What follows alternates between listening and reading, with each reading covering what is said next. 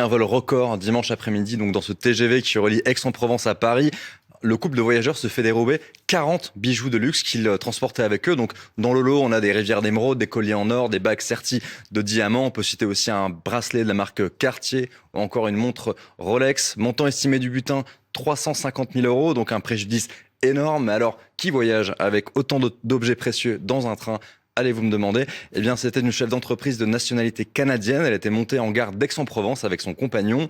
Selon le récit qu'elle a fourni aux policiers, elle avait déposé sous son siège dans la rame, en première classe, donc un sac Louis Vuitton qui contenait son écrin à bijoux. Des voyageurs inconnus se sont installés derrière nous dans le train et se sont glissés sous le siège a priori dans notre dos pour dérober le sac de ma compagne qui était à ses pieds, sous ses pieds. Nous sommes aperçus en gare d'Avignon alors que le train avait encore les portes ouvertes qu'il nous manquait une grande partie de nos affaires personnelles. Et c'est un sac sous nos pieds avec les pieds qui touchent le sac, etc. On se dit que dans un train quasiment vide, les risques sont quand même limités, en première notamment.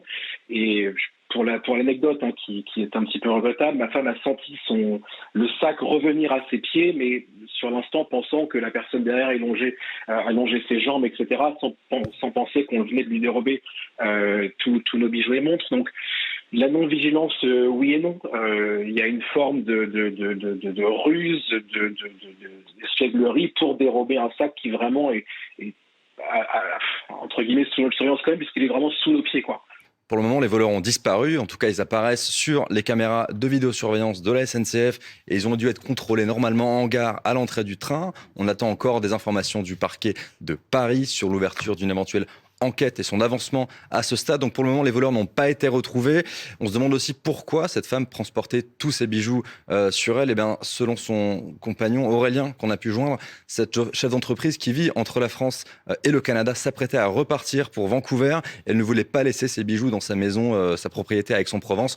Aurélien affirme aussi que l'assurance ne les remboursera pas car c'est un vol par ruse et non pas un vol avec violence ou effraction.